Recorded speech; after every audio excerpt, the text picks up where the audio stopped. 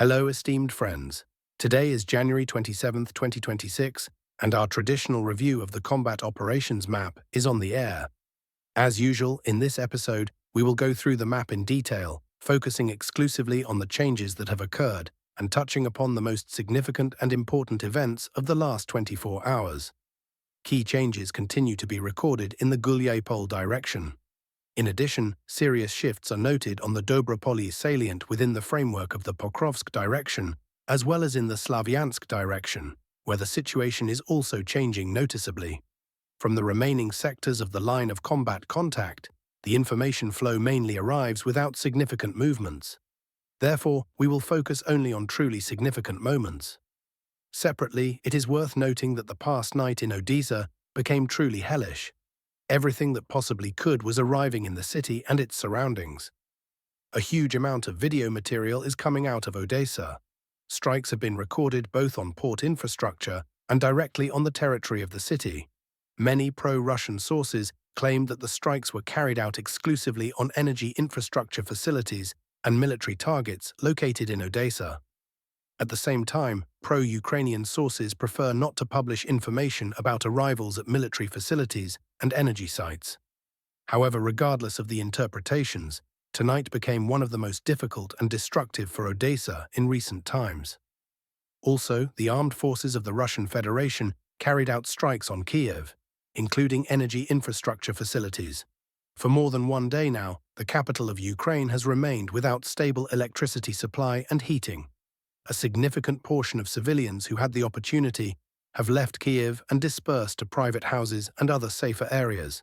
Combat operations on the front line continue, and we are carefully monitoring the development of the situation.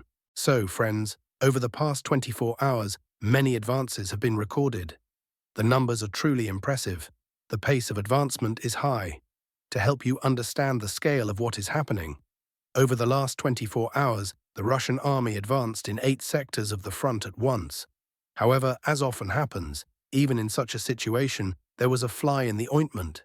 During the same period, an advancement was also recorded by the armed forces of Ukraine. Granted, while the Russian army's advances were noted in 8 sectors, the Ukrainian side's was in only 1, in the area of Kupiansk. The scale of this advancement is several times, or more precisely dozens of times, smaller than that of the Russian army, but nevertheless, the situation is unpleasant. Therefore, it is logical to begin our analysis specifically with the Kupiansk direction. Where exactly were the units of the armed forces of Ukraine able to advance? After the Yubileyny micro-district was retaken, which we already discussed in detail and analyzed in one of the previous episodes, Ukrainian units, relying on dense high-rise buildings, began to exert further pressure. You can now observe the result of this pressure on the map. Russian fighters, being under attack from 3 directions at once, were unable to hold their positions. And by and large, in such a situation, no one would have been able to hold on. Moreover, continuing the defense under such conditions did not make much sense. When pressure is exerted on a unit from 3 sides at once, it inevitably leads to losses and creates a high risk of being encircled. As a result, the private sector, the motor transport college, and the clothing market passed under the control of the armed forces of Ukraine. The total area of the Ukrainian advancement amounted to approximately 0.35 square kilometers. Is it unpleasant? Certainly, it is unpleasant. However, back in early December, when the armed forces of Ukraine began active and massive attacks on the right bank part of Kupiansk, we discussed the fact that in the absence of reliable flanks and stable logistics, the chances of holding these positions were minimal. In fact, back then it seemed that the Russian defense might collapse as early as December. However, it is already the end of January, and yet the armed forces of Ukraine have still not been able to retake the entire right bank part of the city. Moreover, on the left bank, they have no advances whatsoever. Information also appeared today that Kupiansk-Uzlovoy has allegedly passed under the full control of the Russian army. However, let us not rush to conclusions here, as false reports from this area are a fairly common phenomenon. Now let us move on to the Russian advances recorded recently. They also took place in the Kupiansk sector. That is, not only are the units of the armed forces of Ukraine advancing, Russian fighters also continue to move forward, both within the city limits and on the flanks. In the city itself, the advancement was minimal. Effectively, we are talking about one small section. Control was expanded by approximately 100 meters along Zaporizhzhia Street. However, much more significant successes were recorded north of Kupiansk. Here, the zone of control was expanded 900 meters deep, with a sector width of about 800 meters. At the same time, the bottleneck of the exit for the units of the armed forces of Ukraine, located further east, is only about 450 meters. As soon as this corridor is closed, the Ukrainian fighters will find themselves in a complete blockade. Given that their numbers there are small, we are talking about a few dozen people, with a high degree of probability, Russian units will clear this area in the near future, after which the northern flank will become significantly more stable. Specifically, the stability of the northern flank is a key factor for holding at least the northern part of the right bank of Kupiansk. Overall, as you can see, the battles for Kupiansk continue, and at the moment, this is the only problematic sector of the front where the armed forces of Ukraine are exerting serious pressure and achieving tactical successes from time to time. Important changes are also coming from the Lyman direction. They concern the settlements of Reznikovka and Zaporizhzhia. Let us start with Reznikovka. It was from this point that video material first arrived yesterday evening, and then similar video footage was received today. In these materials, it is clear that units of the armed forces of the Russian Federation are advancing within Reznikovka and occupying new positions in technical structures located in the southern part of the settlement. The increase in the zone of control of the Russian troops here reaches 1 kilometer. At the current moment, the entire territory marked in red on the map is under the full control of Russian forces.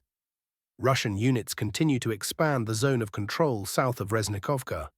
In the near future, with a high degree of probability, a cleanup of the entire resulting pocket and a leveling of the front line will be carried out. Thus, all of this territory is almost guaranteed to pass under the stable control of Russian troops. In addition, information is arriving about a significant expansion of the zone of control in the western part of this settlement. Similar reports came in yesterday, and they are also arriving today. Perhaps someone already has confirmed data in this direction. As soon as confirmation appears for us as well, the corresponding changes will be promptly made to the map. Also, over the past 24 hours, video material was received from another point. An attack by an infantry unit of the armed forces of the Russian Federation was recorded here in the area of Zaporizhzhia. Russian assault groups occupied new positions in a complex of fortifications on height 169, located south of the settlement. Despite enemy fire, the advancement of Russian troops amounted to more than 600 meters. Previously, we had already marked this territory as having passed under the control of Russian forces, and the information from here has been confirmed. At the same time, it cannot be ruled out that at the moment, part of this territory may not be under the stable control of Russian units.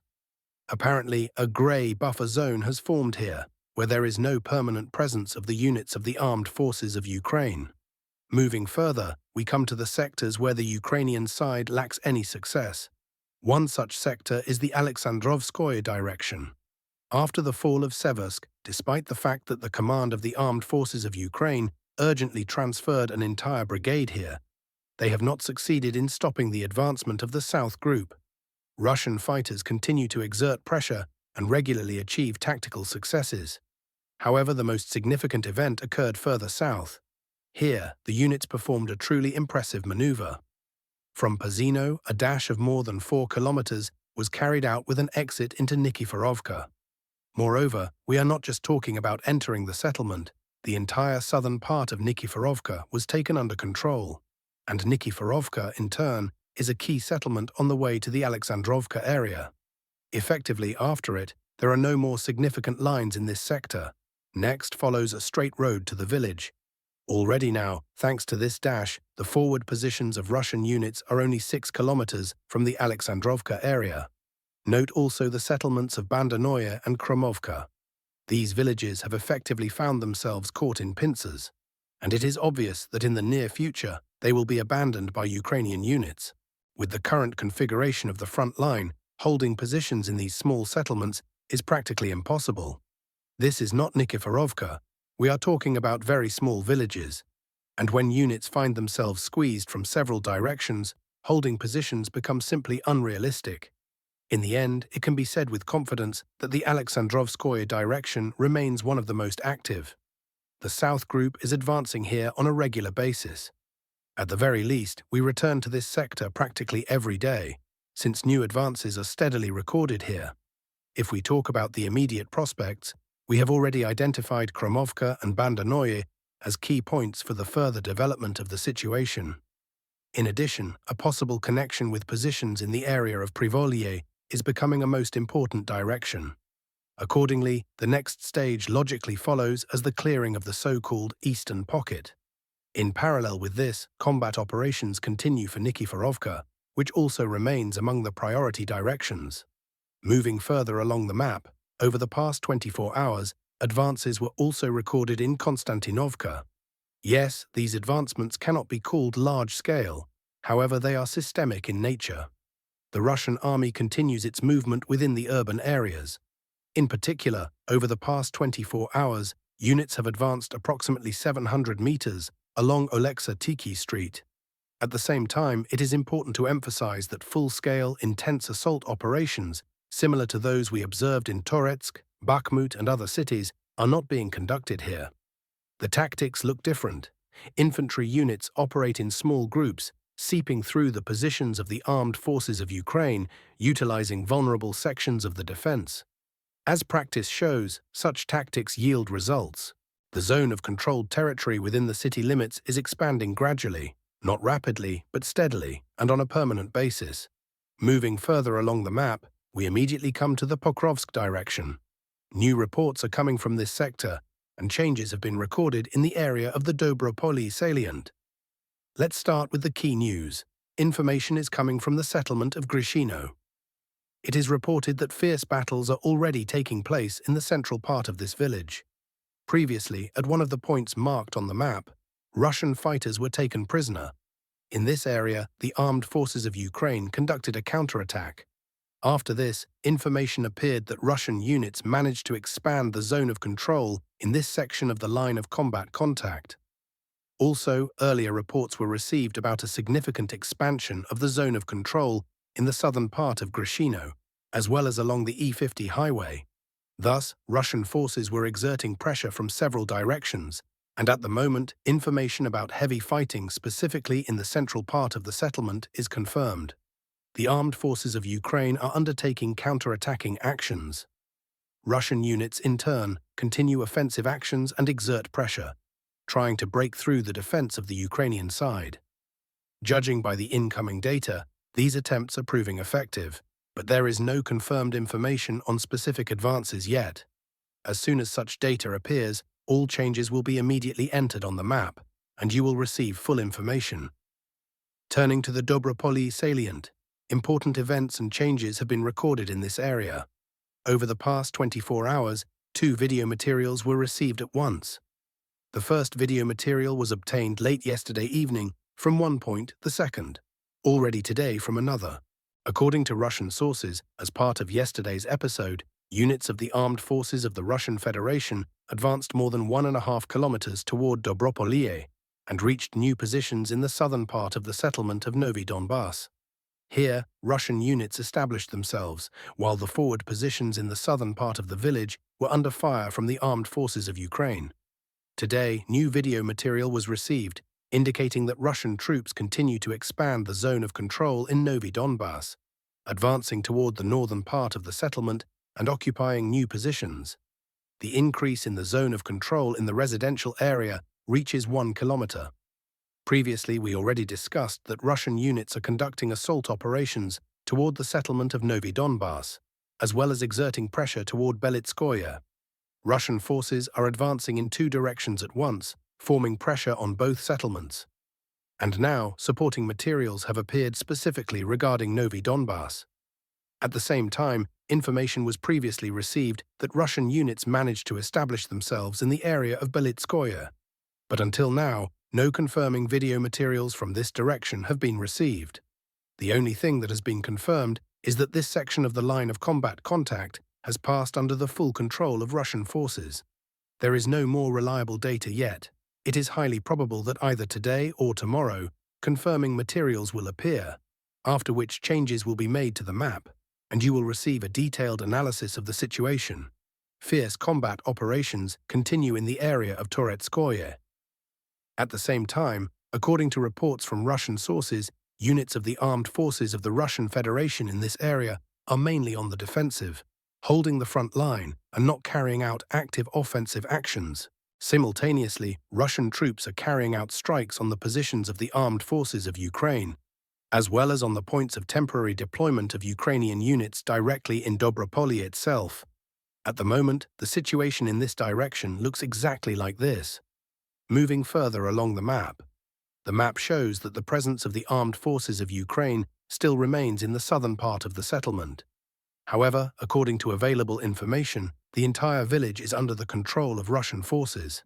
This undoubtedly opens up very serious operational prospects, especially if the Russian army can reliably establish itself in these positions, expand the flanks, and establish stable and steady logistics. What prospects are opening up here? Firstly, we are talking about the Doorra-Belitskoye highway. At the current moment, it is already practically unsuitable for supplying the garrison of the armed forces of Ukraine in Belitskoye, since Russian positions are less than 1 kilometer from it. In fact, movement along this road is already extremely difficult. However, the immediate task is its physical cutting to completely exclude the possibility of use.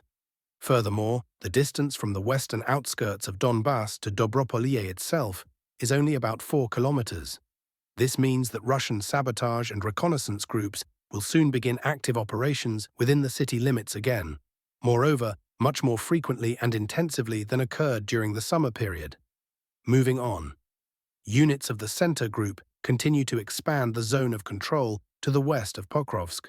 Recently, previously lost positions on Centralnaya Street in Grishino were returned. In addition, the successful pushing back of the line of combat contact to the north of Kotlino continues. If only a week ago the line of combat contact ran literally along the northern border of the village, now, thanks to 2 successful dashes, the line of combat contact has been pushed back by approximately 2 kilometers. And it is highly likely that this movement will continue. Also, in the northern mines, the control space was slightly expanded, and at the current moment about 1 kilometer and 800 meters remain until Sergeyevka. And Sergeyevka, like Grishino, is an extremely important settlement in this sector. Separately, it is worth noting a serious success in the Dnipropetrovsk region, in the zone of responsibility of the Center Group.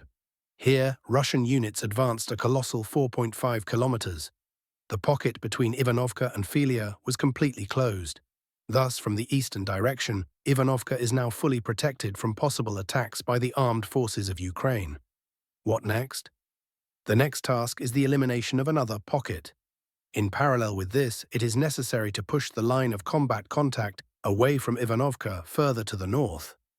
As long as the front line passes effectively along the borders of the settlement, the armed forces of Ukraine retain the ability to dispute Russian control over the territory through counterattacks. And the last sector of advancement for today, or rather several sectors, is the Zaporizhzhia region, Orekov direction. Here, units of the East Group carried out a serious breakthrough. From the western part of Guliai-Pol, they advanced approximately 3.5 kilometers and managed to reach the industrial zone of the urban-type settlement of Zheleznik-Noye. It is reliably known that they managed to establish themselves in these positions.